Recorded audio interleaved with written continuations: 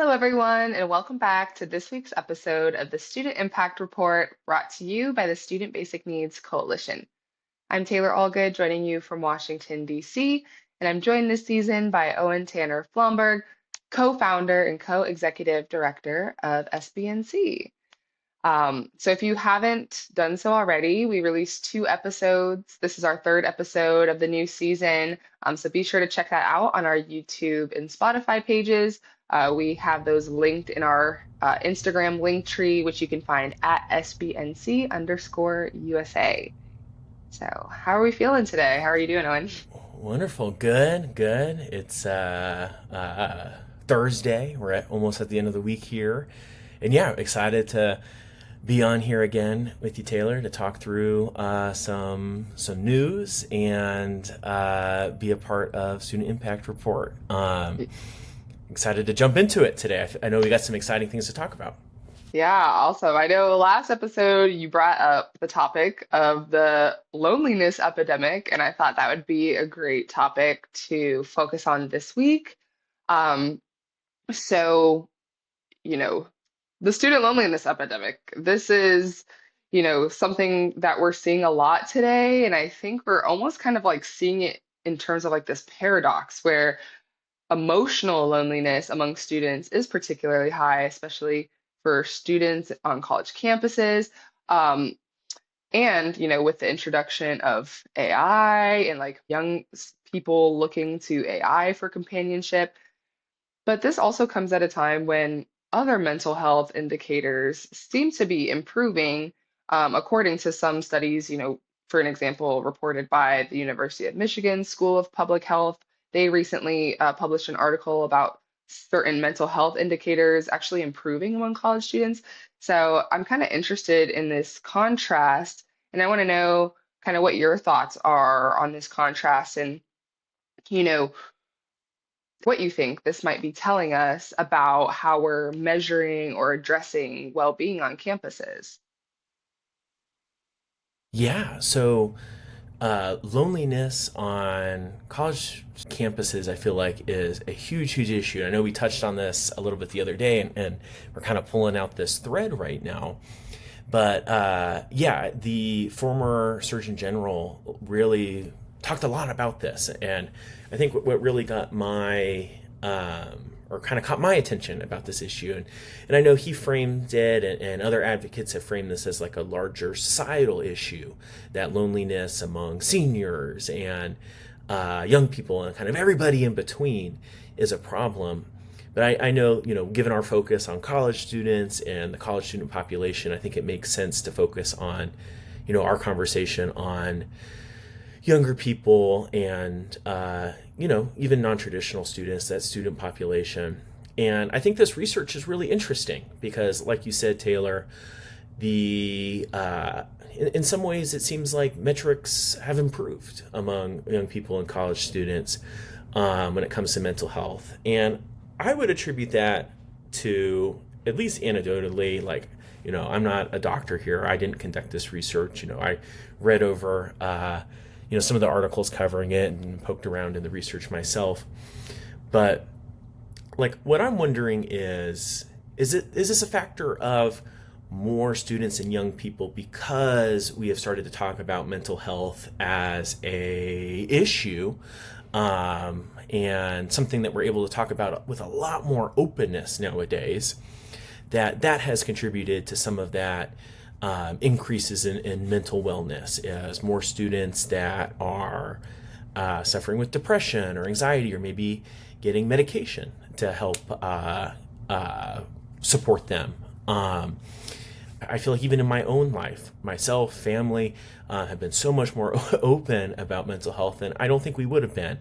And seeking help, I think even more importantly, for mental health in a clinical sense, is so much more common. So I feel like that's probably contributing to some of the numbers. But mental health and loneliness are not totally tied together. Yes, I feel like some of the research shows that they correlate. Those that are more lonely may exhibit more symptoms of depression or anxiety or other mental health conditions. And I'm sure it can go the other way too, is when folks are feeling depressed or suffering from deeper depression, I think it's harder for them to connect with other people and can kind of lead to loneliness and have that kind of negative spiral of externalities, which is causing the other. They're both contributing. So I think to like tease out why mental health hasn't, improved to a degree among our target population here is not because they are getting less lonely. The research shows the opposite. Students are continuing and young people are continuing to feel more and more acute feelings of disconnection, of loneliness.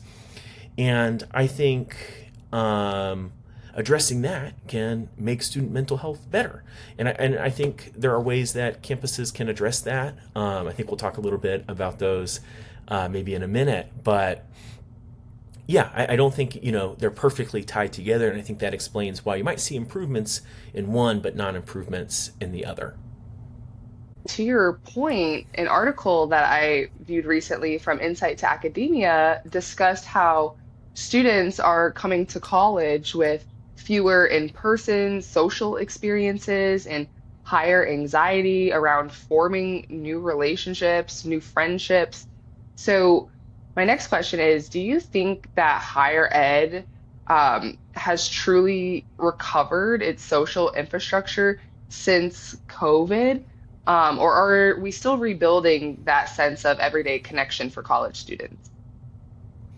So I kind of have a very specific context in answering this question. Is I graduated from undergrad in 2020.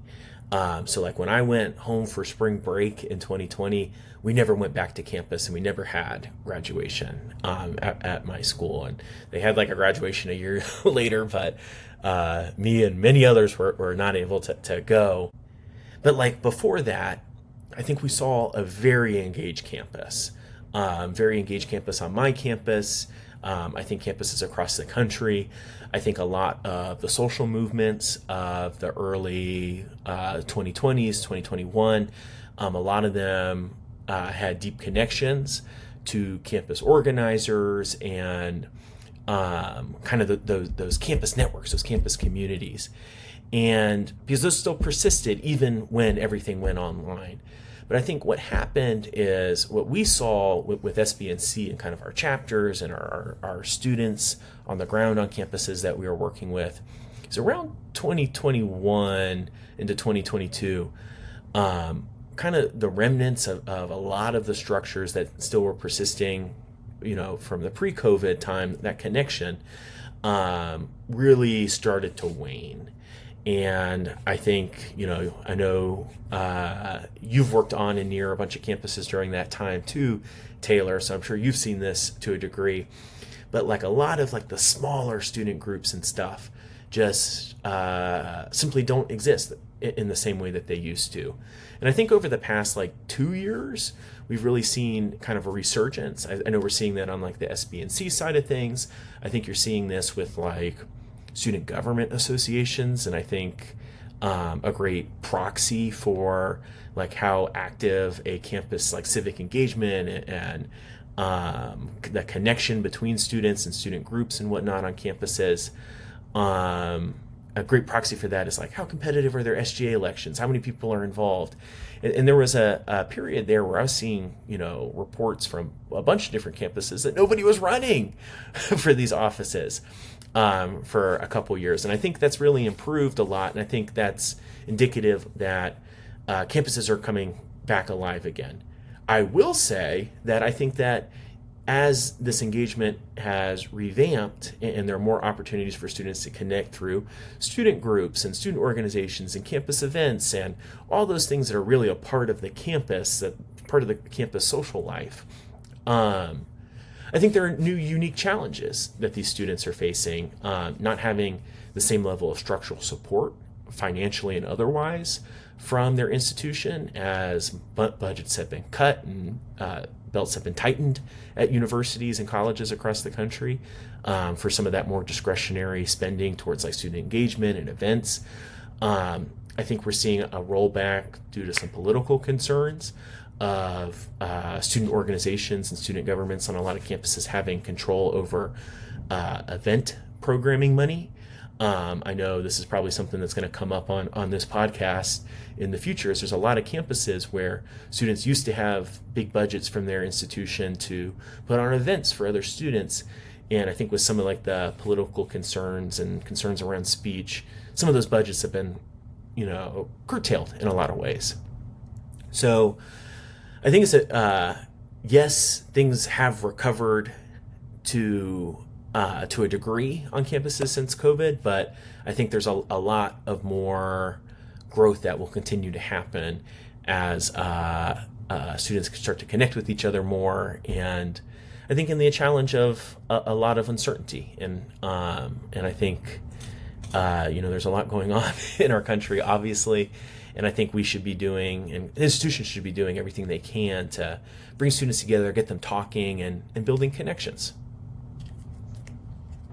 Yeah, you talking about your college experience right around the time when COVID had really like been like full swing introduced to the US. I was in my freshman year, actually, spring semester of my first year, when we had gotten back from spring break and had to go home and everything like that. And so for me, like only having that first semester of like pre-COVID experience, I even noticed quite a shift in how we had to approach like social engagement. Mm-hmm. And I think to your point, like while it may be, back in some ways, I think it just looks different now, especially, you know, having to be more creative with how to engage students who are now to this topic, maybe experiencing more burnout or more loneliness, as an effect of kind of just all of these life forces that have been coming at us for the past few years. Yeah, and it's like even on like a student success front, research shows that students that are engaged on their campus and get involved in organizations and communities are more likely to persist through graduation. And part of that is there's some confounding variables like that because if a student's in a real bad financial situation, they don't have time to engage on campus activities or connect with other peers in the same way. But yeah, I think thinking about this as like a student success issue, and I know a lot of spaces do, but I think that gets lost sometimes when we're talking about loneliness more holistically among young people. I think we forget that connected students are more likely to be successful, and there are proven strategies. And I think lots of schools that are experimenting with things to connect students to each other to kind of have that positive externality that students are able to get through graduation, in part due to the networks that they build and the sense of community that they feel on their campus. Absolutely. That was kind of my next point. Campuses, in response to this, have been experimenting with some new connection models, things like Rutgers Bond peer mentorship program, Duke's residential cohorts, and even some smaller micro social events like 10-minute meets and things, just to try to engage students, even if it's for a few minutes. So, from your experience, what kinds of interventions do you think actually move the needle on belonging versus ones that might just look good on paper but don't really create lasting community? Yeah, and I would love to read more about this, as I know we've been thinking about this a lot at SBNC, and like something that I'm really curious about in like a 4-year college context is a lot of the intervention points I feel like that are talked about in some of the research that you cited or programs that you cited are focused mainly towards freshmen or first year students. But I do think that campuses do a lot in trying to engage freshmen, especially on campus freshmen or first year students. But I think sometimes what gets lost or what's get forgotten is that transition between freshman and sophomore year, and that's a big point where like SBNC is trying to reach students as their meal plans change and they might have more of a need for assistance with SNAP or Medicaid. But this is also, I think, a really important intervention point for institutions on the loneliness front and the social engagement front, because intervening at that point, I think, is where a lot of students may kind of really lose a lot of connection with their peers, because they went from maybe living right next to, in the dorm around, 50 of their new closest friends, but when they move off campus, and maybe especially students in more financially precarious situations that may have to live further from campus or live in not exclusively student housing, I think struggle probably more with feeling connected to their campus and their peers.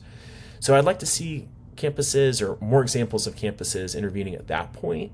And I think more larger intercampus studies of some of these techniques, because I'm not super aware of a lot of that research out there, but I think it's sorely needed.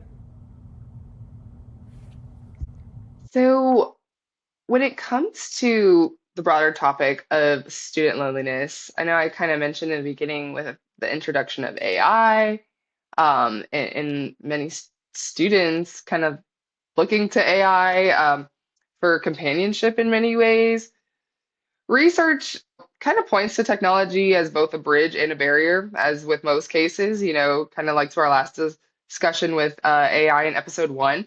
There's definitely opportunities and positives of technology, but it can also present challenges to addressing student loneliness, because, for example, it helps students maybe maintain friendships from home, as they can connect virtually and on social media, but sometimes that might discourage new connection forming in person on their college campuses if they're far away from home as well. So how do you think universities and advocates in general should approach or interact with the use of technology, um, or how do you think they should just generally approach digital connection?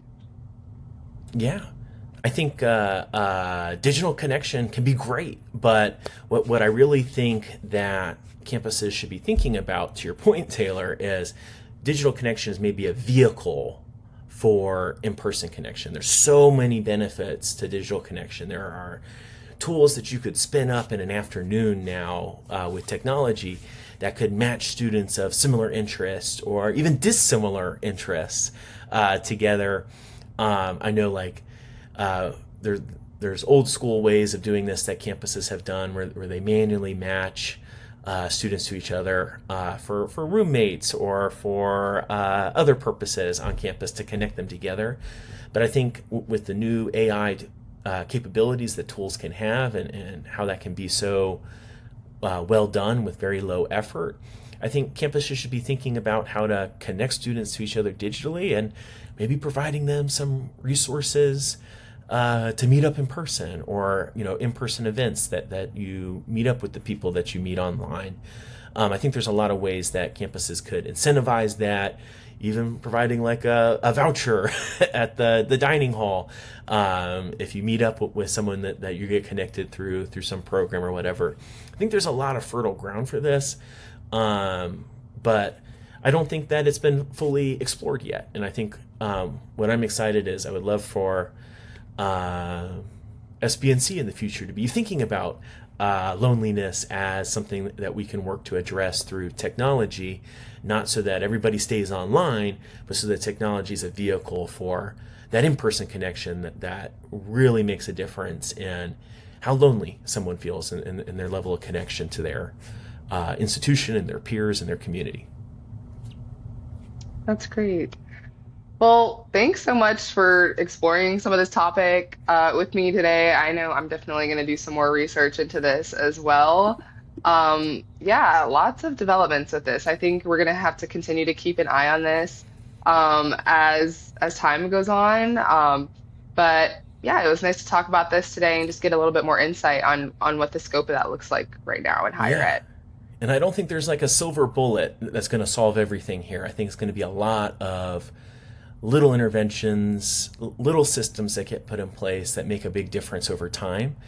And yeah, excited to see how things continue to progress. And Really enjoyed talking about this with you, Taylor, and I'm sure we'll be talking about these issues again here in the future. Well, stick around, everyone, because next up, I'm talking to Haylie Lancaster, coordinator for the campus cupboard at the University of Kansas.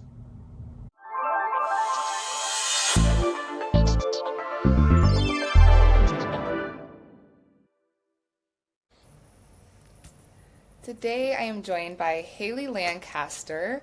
So Haylie joined the Student Engagement Center at the University of Kansas in 2024, serving as the coordinator of the Campus Cupboard, KU's campus food pantry. In this role, she oversees the day-to-day functions of the cupboard, including purchasing, inventory, budgeting, and helping student employees.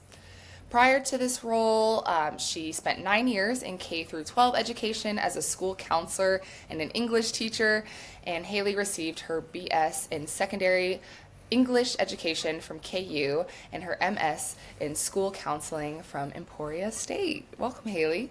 Thank you so much for having me. Awesome. I'm excited to talk today. I know from reading your bio, you oversee the campus cupboard, KU's campus food pantry. So we really do some similar work. I'm interested to hear your insights, not only for the podcast, but for my own personal awareness. So let's jump right into it. So first, I know, you mentioned you spent almost a decade in K through 12 education before coming to KU. So what inspired you to transition from school counseling and teaching into basic needs and food security work on a college campus? Absolutely. So I really feel like I've worked my way to the bottom of Maslow's hierarchy. That's how I always think about it. We learned about that in education school. We were supposed to be reaching the very top of the pyramid. We were supposed to be doing like higher order thinking skills and, how are we helping students, find actualization. And I realized as a teacher that students were having so many social emotional needs during the day that were not being met, that they could not focus on school. So I was like, okay, I'll be a school counselor. Which I truly loved. I loved working on those skills with students. But of course, then I realized, well, students aren't doing well with their social emotional skills because they don't have food, they don't have clothes, they don't have shelter. And I then transitioned to this role. I've worked all the way down to the bottom. Like, how am I meeting students' basic needs? How can I make that happen? And this job appeared truly. I was doing a job search and I saw this and I was like, I have to try. I have to see what it's like to provide the basic needs. So that's how I ended up here.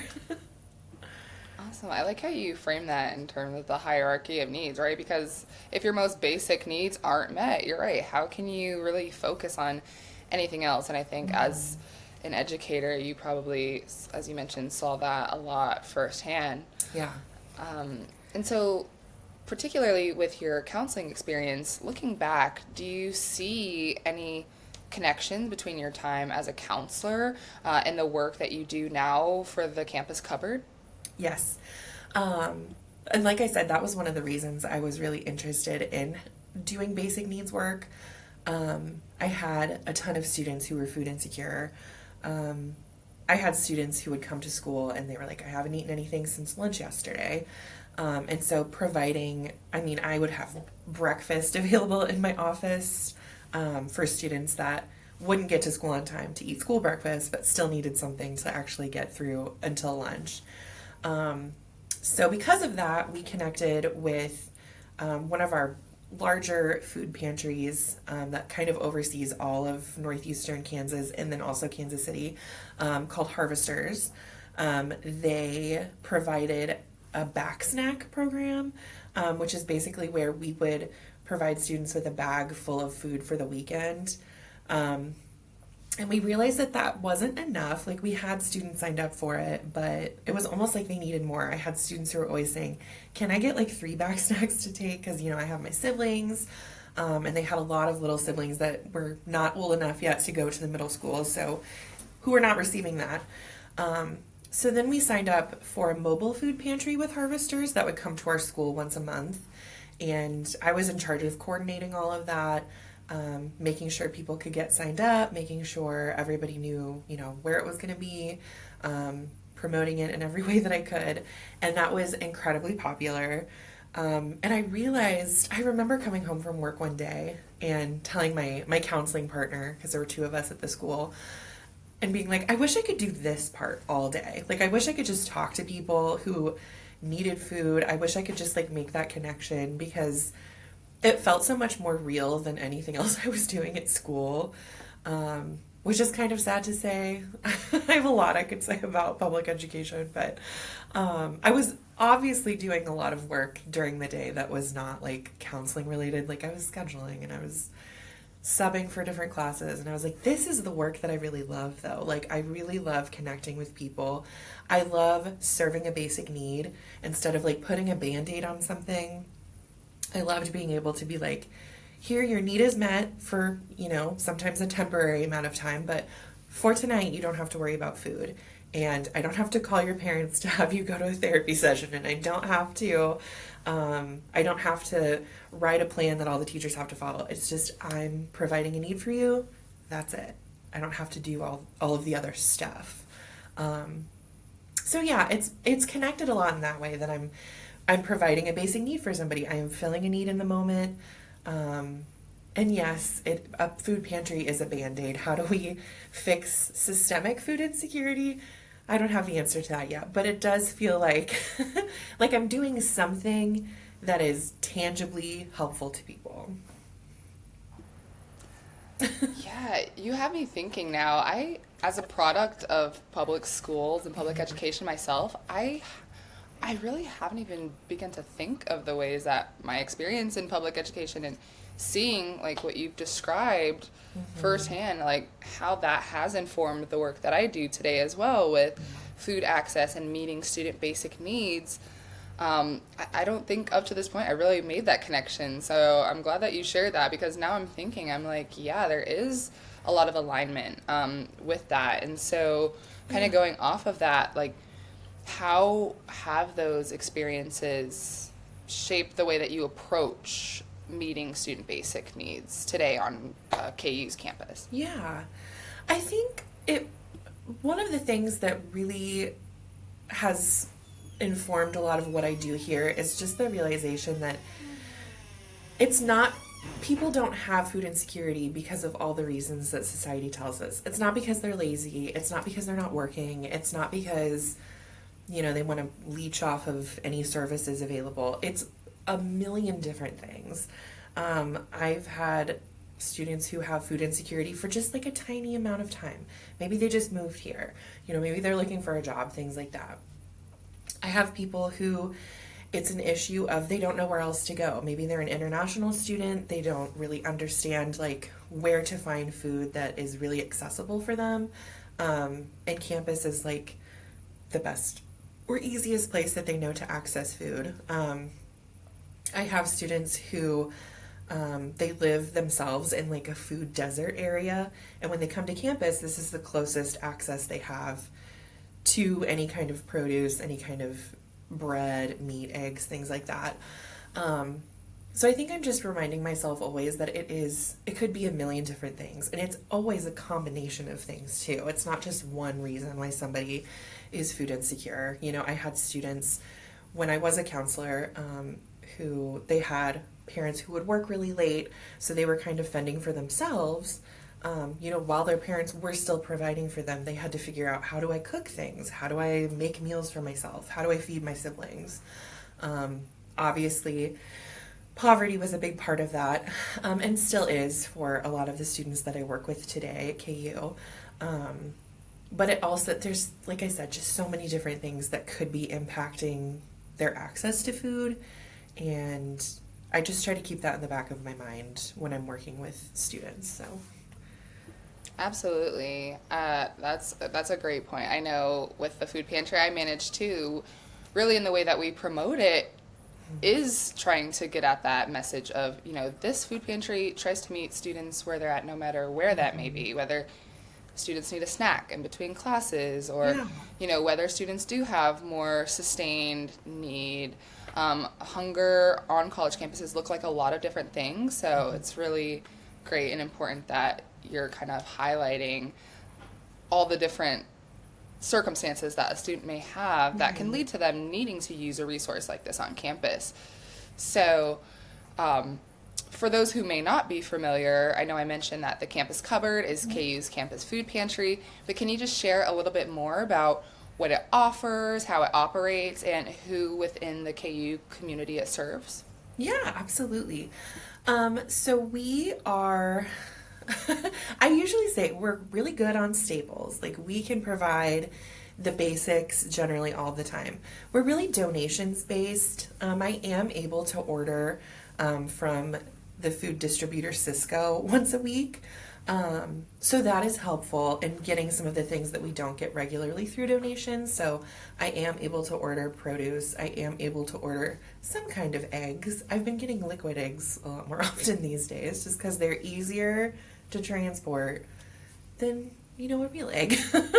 I am able to also order just different snack items through them as well. That's kind of one of our most popular offerings, is we do have a lot of like snack type things, because there are students who they might have a food budget for the basics, but sometimes they do need like a granola bar in the morning on campus, or maybe they need a Lunchable to get through the day or things like that. So we kind of provide a little bit of everything. We do have some hygiene items available. Those are not donated as often, but they're very popular when they are. We do try to carry toilet paper and paper towels most of the time, just because they're easy for me to source from our people who donate. We're able to pick up from 2 different food pantries in the area. I'm able to pick up from Just Food, which is the name of our in-town food pantry that serves our Lawrence community as a whole. I'm able to pick up from them once a week. And then Harvesters, who, like I said, serves the greater Northeast Kansas area, I'm able to order from them about twice a month, and they provide quite a lot of meat, which is really helpful. Obviously, that's also very popular and goes very quickly.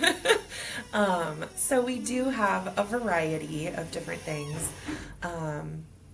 And we have it set up at the moment. I'm hoping that we can change it in the future, but we're a point system, and that point system, we have like 1-point items up to 3-point items. 1-point items are snack type things, 2-point items are like canned goods, and then 3-point items are things that would stretch longer, so like bags of rice, boxes of pasta, hamburger helper, things like that. And then our produce, our dairy items, and our freezer items are no points. There's just a limit of. So people can get all different kinds of stuff that doesn't add to their point value. But like we do have to limit produce a lot of the time. Onions are really popular in our space, and I'm sure maybe you've experienced a similar. And potatoes? Have you Yes, noticed? Like onions yes. and potatoes, yes. So trying to keep those in stock is really difficult. I used to have no produce limit, but I mean, people would take like bags and bags of onions, and I was like, I love that I'm serving this need for you, but I'm running out really fast. So I have had to put some limits on those things. And we do limit things like meat and eggs just because they're very popular and also very hard to get. So that's kind of our setup. And students can visit once a week. I say students, but we really do serve the KU community as a whole. So it's students, staff, faculty, and affiliates. They can all visit the space. All you have to do is have a KU ID. So it's lots of people in town. I mean, even if they were students in previous years, like we have alumni members come in and use it sometimes. So really just anyone, like I said, who's affiliated with KU can use the space. And I think that is everything. I always love to hear how other food pantries operate. It's fascinating. Yeah, there's so many like different ways to run a food pantry. And yeah, especially hearing you talk about the point system, that's something that I've heard like a few of my colleagues at other universities mention as well, and I've been trying to like explore something like that as well, because you bring up such a good point. It's like we want to meet demand, yes, of course, and we want to meet students' preferences, needs, all of that. But I don't know about you, but demand, especially this year, has just been so high. Yeah. And it feels like I could literally source so much food, and it does not stretch as far as it did even last school year. And I think that's pointing to a bigger need, and other factors that may be contributing to this rise. But yeah, I mean, universities always have to get creative about how do we balance resources with demand, because we don't want to make students feel like we're limiting them in any way, or that Right. we're trying to watch super closely what they're Right. taking. But yeah, it is always that struggle, and I always feel like even so personally bad for like feeling like I have to limit what students can take, because yeah, a lot of those same items that you were mentioning are super popular. Yeah. But it feels like as soon as we get them in, it's like they could be gone in an instant, and it's Yes, like, yes. We actually, so the Big 12 schools and some SEC schools, we have a meeting once a month to talk about like just how we run our food pantries, what are our strategies, how do we make it work? Because I think we're all feeling the pressure of like, we have a ton of students coming in, we do not have enough to give out. And so how are we balancing that? Like, how are we making sure that everybody gets something, while also recognizing that like we can't be like a grocery store as much as and as badly as we want to be. And I think that's been really helpful, just kind of getting their perspective on things, because everybody has like a different way of running their pantry, like you said. So hearing how other universities do it has been really helpful. I'm curious because that just reminded me, it's always nice to have a network and a community. Even myself, like tomorrow, I'm going to this conference with other university, like campus pantry directors and things, and we're all meeting for that purpose to kind of exchange ideas and just discuss like the nature of what college hunger looks like in the DMV region. And so it's always nice to not only hear how the pantries are being run, but also talk to like other folks in these positions, and like just ask like, how are you doing, like how what does your role and responsibilities look like, how do you manage individually? So what does a typical day for you look like as a coordinator? Are there particular challenges or behind the scenes responsibilities that people might not realize go into running a campus food pantry? Yeah, I think budgeting is always is always a thing I'm thinking about and working on. We actually don't get it. We only get our budget report like once a month. So I try to keep track of like what I'm spending, but, sometimes we have like unexpected issues arise. Like we had a freezer shut down last year, like had food in it, was ready to go. I came back to work and I was turning the light on, inside the cooler, and it was hot, and I was like, crap. So like unexpected cost of like repairing this cooler, because of course buying a new one would be just like astronomical and would not be within our budget. So yeah, trying to just like balance our everyday spending versus like the unexpected stuff that comes up. I also think there's a challenge in like working with college students and having them operate the space, simply because they're incredibly busy. And I tell them that when I hire them, like I know your schedules change wildly. You sign up for activities, you are volunteering for different organizations. You're trying to balance this job. Your schedule's changing every semester. So I always tell them, like, as long as you can let me know, I can make it work. But sometimes they do just, like, all of a sudden they're like, I actually can't work here anymore. Like, I had a class come up, and, like, that can be really frustrating. And like I said, I know they're trying their best. And, like, college was a tumultuous time for me as well in terms of scheduling things, so I totally understand. So that has always been a little bit of a challenge. We have been getting the word out about volunteering, which is helpful, and a lot of students, even if it's just like an hour a week, they want to have that on their resume. I think they do want to be helpful in some way. I tell people all the time when I try to promote volunteering that like it's a great way to build community, even for just a short time. So it's helpful to kind of get volunteers in the space to help with some of that strain. And yeah, just like managing the expectations of some of our customers is difficult. Sometimes they'll come in and we'll have a space fully stocked, but we won't have the specific thing they're looking for. So then they'll be like, oh, you don't have cooking spray. And I'm like, no, sorry. I have all these other things. And they're like, I'll come back later. And I'm like, oh, but I have this fully stocked.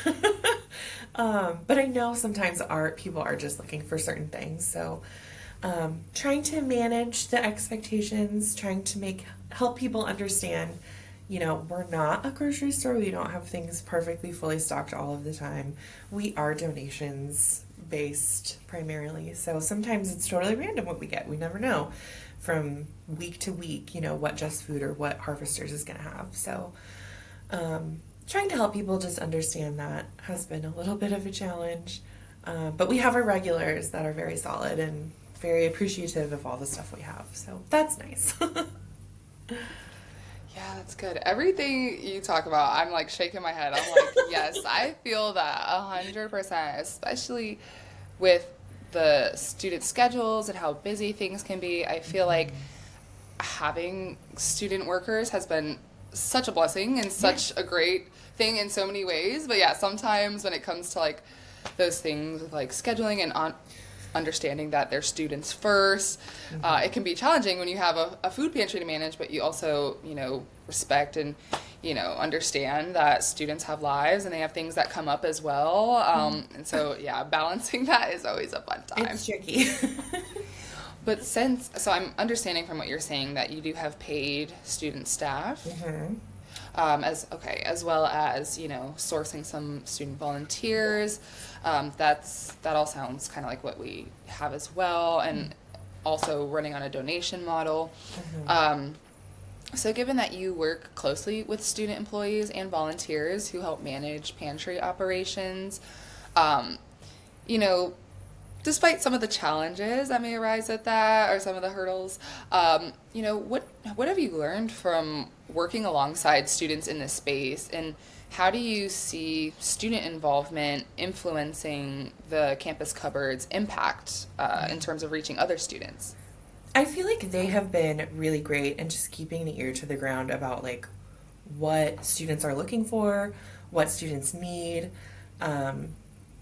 We had several students.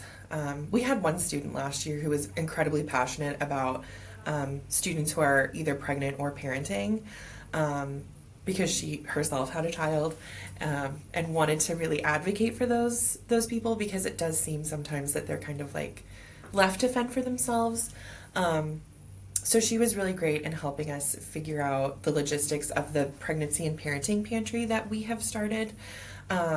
So I'm in charge of the food pantry, but in terms of the Student Engagement Center as a whole, we also have the pregnancy and parenting pantry. We also have a clothing closet.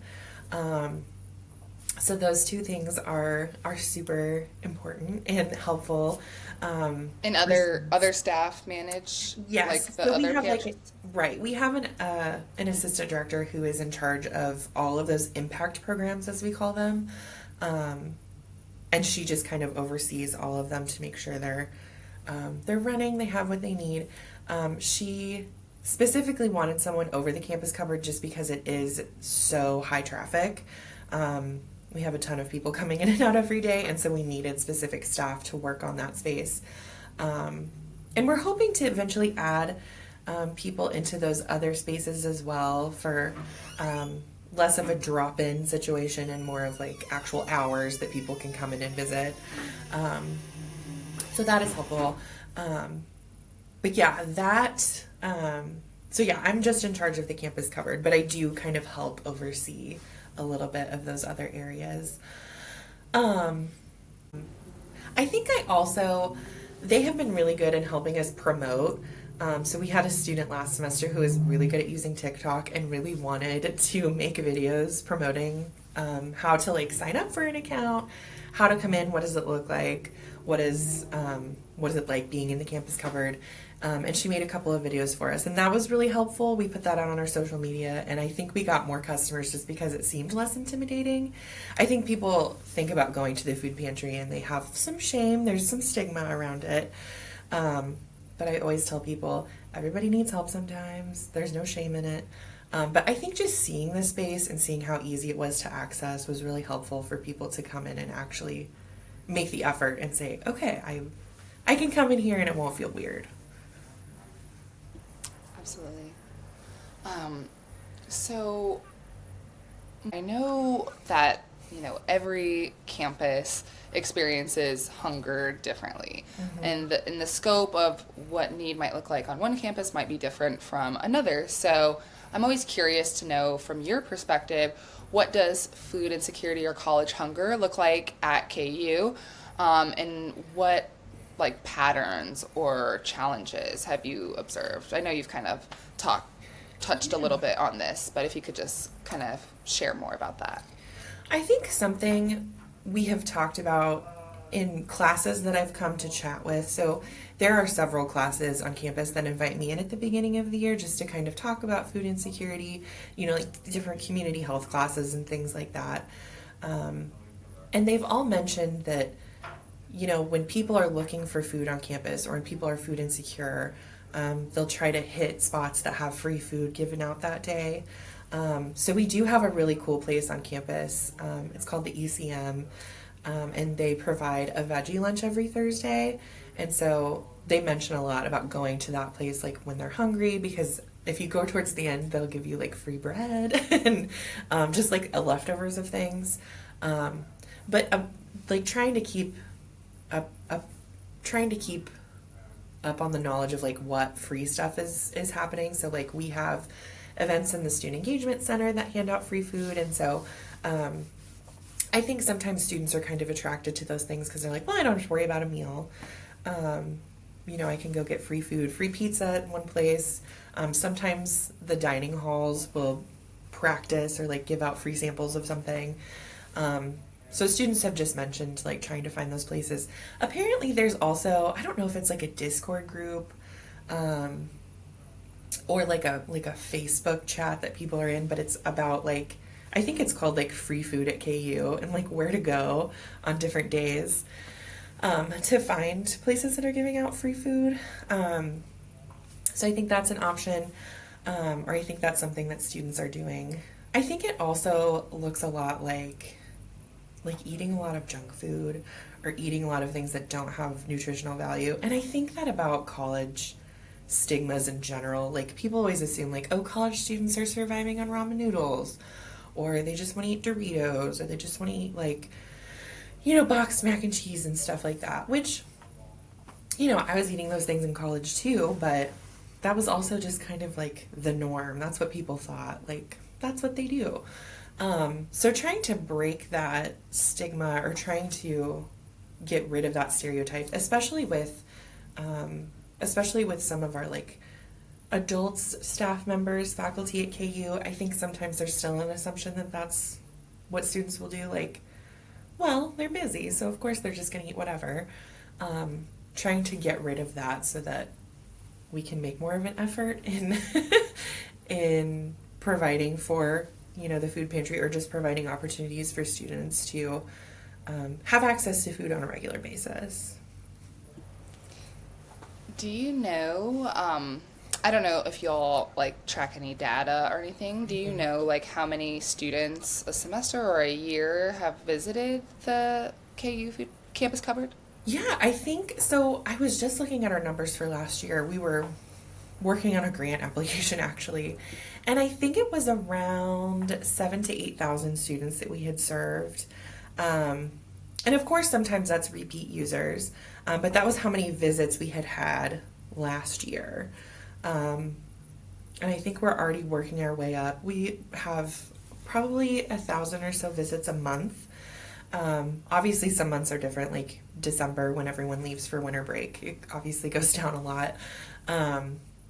And summer breaks are very low as well because everybody's off doing other things. But yeah, our numbers are increasing pretty steadily. I think we've seen about a 20% growth So when I started in 2023, it was 40% lower than it has been so far this year, I think. So we're increasing. I think everybody's seeing that also. In every university we've talked to, there's an increase. So yeah, it's only growing. The need is only growing. Oh yeah, the need is definitely growing, and I sometimes I wonder, like, it's probably both, but is this a reflection of like growing trends of food insecurity and hunger across the country, and or too, we do a lot of outreach as well, and just trying to get the word out to students. So I think for most cases, it's probably a lot of both. Yeah. Definitely growing trends, but also like from our university leadership, we're always encouraged to like push out our campus food pantry as a resource in response to the changing climate of things. But in the same vein, we are also donation based, so it's like we're pushing out the word to students, but are we necessarily getting more resources in Yes. to meet that increased demand, That right? is the challenge. We also, I think last year was like our record highest enrollment ever. So then I'm also thinking, like, is it just because there's more people here? Like, there's way more students on campus than there was when I was here. So I think it's a mixture of everything. Because I have also talked to students this year. They're like, oh my gosh, I heard about this when you came and talked to this class. And so I keep trying to meet with different classes to be like, please come to the campus cupboard or volunteer or run a donation drive. Like, just trying to promote everything that we do and how people can get involved. Yeah, absolutely. Awesome. Well, this is definitely so insightful. Looking ahead, what is your vision for the campus cupboard and for the University of Kansas's broader basic needs efforts? What kind of changes or collaborations or opportunities would you love to see in the coming years or even months? So this is exciting. So tomorrow we have a new Dillon's opening on campus. So if you know of like Kroger or I think it's King Super is another Giant is one here. Yes. So they are, because they're opening a branch on our campus, they are donating $10,000 to our cupboard. Woo! Really exciting. So yeah, that is amazing. They're also running a food drive for the weekend, and they're splitting the donations between us and Just Food. So that will be really exciting. So I'm hoping, like I said, just to because we have increased numbers, I'm hoping to eventually increase our budget. Our big future goal is to get into a bigger space. We have a space in mind. I would like the budget to be able to fill it. I don't want to move to a space and then not have enough to actually fill it up and make sure that the shelves are packed.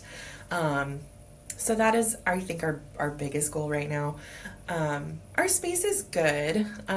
It's a little out of the way. I would also like, more centralized location.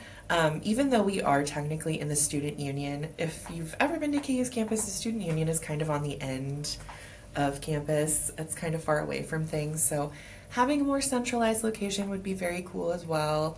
And yeah, like everybody says, more money would be helpful.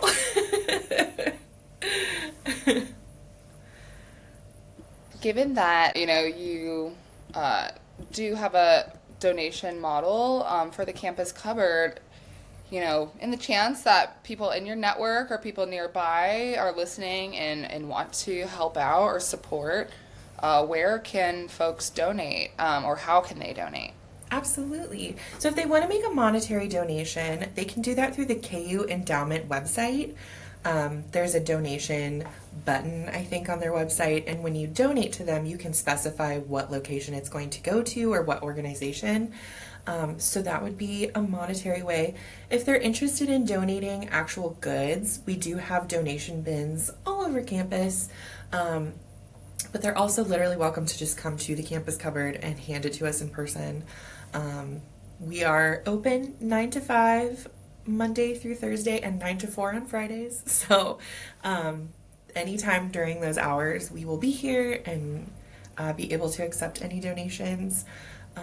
So yeah, that's how you can get involved.